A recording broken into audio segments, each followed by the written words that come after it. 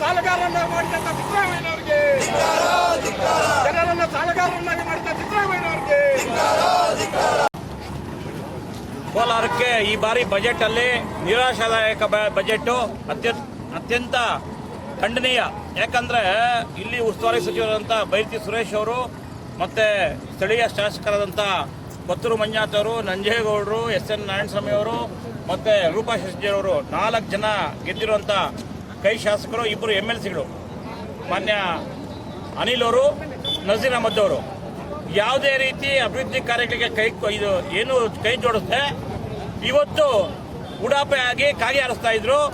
ಏನೋ last time public ಸಹಭಾಗಿತ್ವದಲ್ಲಿ medical college ಕೊಡ್ತೀನಿ ಅಂದ್ರು, ಅದನ್ನು ಹೋಯ್ತು. ಇವಾಗ ವಿಕೃತ ಚರ್ಚೆ ಮಾಡ್ತೀನಿ ಅಂತ ಹೇಳಿದರೆ ಅದು ಎಷ್ಟು ಮಾತ್ರ ಸಮಂಜಸ ಅಂತ. ನಮಗೆ ಬೇಕಾಗಿತ್ತು ಮಾವು ಸಂಸ್ಕರಣಾ ಘಟಕ ಬೇಕಾಗಿತ್ತು, ಮತ್ತೆ APMCಗೆ ಜಾಗ ಬೇಕಾಗಿತ್ತು, ಮೆಡಿಕಲ್ ಕಾಲೇಜು ಸರ್ಕಾರದ ಬೇಕಾಗಿತ್ತು. ಯಾವುದಕ್ಕೂ ಇವರು ಏನು ಕೊಡದೆ ಖಾಲಿ ಕೈಯಲ್ಲಿ ಖಾಲಿ ಚೆಂಬು ಕೊಡೋ ಮುಖಾಂತರ ಕೋಲಾರಕ್ಕೆ ದ್ರೋಹ ಮಾಡಿದರೆ. ಕಳೆದ ಪಾರ್ಲಿಮೆಂಟ್ ಚುನಾವಣೆಯಲ್ಲಿ 4 ಜನ ಶಾಸಕರು MP ಎಲೆಕ್ಷನ್ಗೆ ಇಂಥವ್ರಿಗೆ MP ಟಿಕೆಟ್ ಕೊಟ್ಟಿಲ್ಲ ರಾಜೀನಾಮೆ ಕೊಡು ಅಂತ ಇದ್ರು, ಕೊಡ್ತೀನಿ ಅಂತ ಇದ್ರು. ಇವಾಗ ಅವ್ರು ರಾಜೀನಾಮೆ ಕೊಟ್ಟು ಕೋಲಾರಕ್ಕೆ ಅಭಿವೃದ್ಧಿ ಕಾರ್ಯಗಳಿಗೆ ಹಣ ಹೊಂದಿಸಬೇಕು.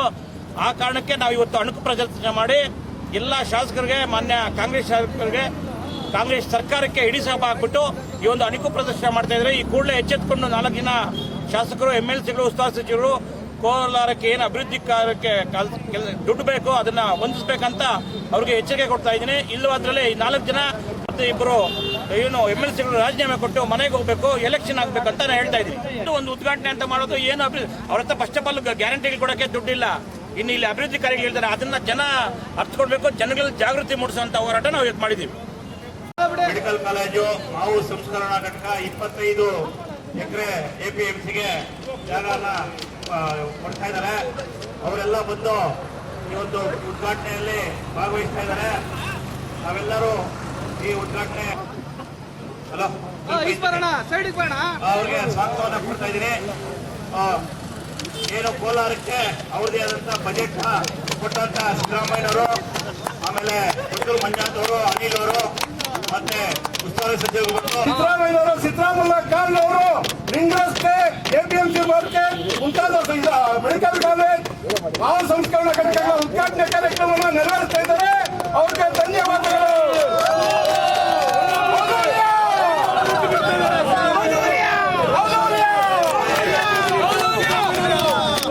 ಸಿದ್ದರಾಮಯ್ಯನವ್ರಿಗೆ, ವಿರೋಧಿ ಸಿದ್ದರಾಮಯ್ಯನವ್ರಿಗೆ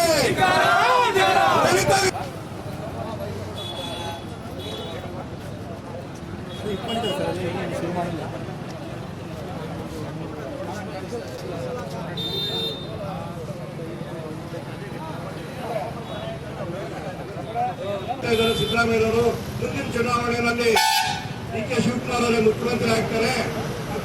DK ಶಿವಕುಮಾರ್ ಹೋಗ್ತಾ ಇಲ್ಲ ಅಂತ ಅವ್ರಿಗೆ ಗೊತ್ತಿದೆ. ಮುಂದಿನ ಚುನಾವಣೆಯಲ್ಲಿ ಮುಖ್ಯಮಂತ್ರಿ ಸಿದ್ದರಾಮಯ್ಯನವರಿಗೆ, ಹಿಂದುಳಿದ ವರ್ಗಗಳ ವಿರೋಧಿ ಮುಖ್ಯಮಂತ್ರಿ ಸಿದ್ದರಾಮಯ್ಯನವರಿಗೆ,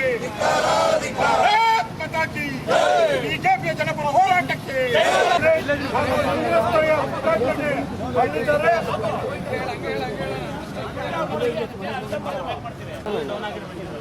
ಡೌನ್ ಆಗಿದೆ. ಇನ್ನೊಂದಲ್ಲ,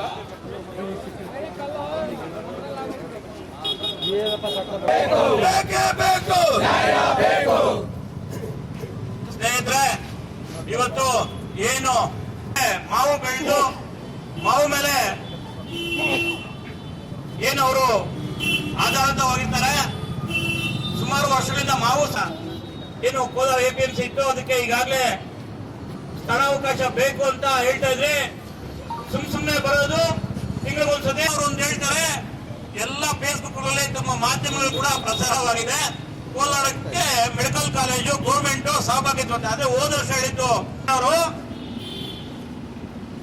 ಏನು ವಿಸ್ತೃತ ಚರ್ಚೆ ಮಾಡಿ ರಾಜ್ಯಕ್ಕೆ ವಿಧಾನಸೌಧದಲ್ಲಿ ಇವ್ರು ಕೂಗ್ ಕೇಳಿಸೋದೇ ಇಲ್ಲ, ಇವ್ರು ಕೂಗ್ ಮಾಡೋದೇ ಇಲ್ಲ. ಆ ಕಾರಣಕ್ಕೆ ಇವತ್ತು ಕೋಲಾರ ಬೆಂಗಳೂರಿಂದ ಕೂದಲೆಳೆ ಅಂತರದಲ್ಲಿದ್ರೆ ಕೂಡ ಇಷ್ಟು ವರ್ಷ ಮನಸ್ಸೆ ಅವ್ರು ಕಳಿಸಿದಂತ ಕೆಲಸ ನಾವು ಮಾಡ್ತಾ ಇದೀವಿ. ಇದನ್ನ ಮನಗಂಡು ಮಾನ್ಯ ಸರ್ಕಾರದವರು ಕೋಲಾರ ಕಡೆ ಗಮನ ಹರಿಸಬೇಕು ಅಂತ ನಾನು ಅಲ್ಲಿ ಮನವಿ ಮಾಡ್ತಾ ಇದ್ದೀನಿ. ಕೋಲಾರಕ್ಕೆ ಚೆಂಬು ಕೊಟ್ಟ ಕಾಂಗ್ರೆಸ್ ಸರ್ಕಾರಕ್ಕೆ ಹೇಳಿ ಧಿಕ್ಕಾರ. ಕೋಲಾರಕ್ಕೆ ಬರೀ ಚೆಂಬು ನೀಡಿದ ಕಾಂಗ್ರೆಸ್ ಸಿದ್ದರಾಮಯ್ಯ. ನಾನು ರೆಕಾರ್ಡ್ ಮಾಡ್ತಾ ಇದ್ದೀನಿ, 15ನೇ ಬಜೆಟ್ ನಾನು ಮಂಡನೆ ಮಾಡ್ತಾ ಇರೋದು. ಕಾಂಗ್ರೆಸ್ ಪಕ್ಷದ ಕೊನೆ ಮಳೆಯನ್ನ ಅವರು ಹೊಡಿತಾ ಇದ್ದಾರೆ ರಾಜ್ಯದಲ್ಲಿ. ಕಾರಣ ಇಷ್ಟೇ, ಮುಂಬರುವ ದಿನಗಳಲ್ಲಿ ನಾನು ಕಾಂಗ್ರೆಸ್ ವಿರೋಧಿ ಆಗಿದ್ದೆ ಇಷ್ಟು ದಿನದಿಂದ. ನಾನು ವರ್ಷಕ್ಕೆ ಇರಬೇಕು, ಎಲ್ಲಿಂದ ತಂದು ಕೊಡ್ತಾರೆ?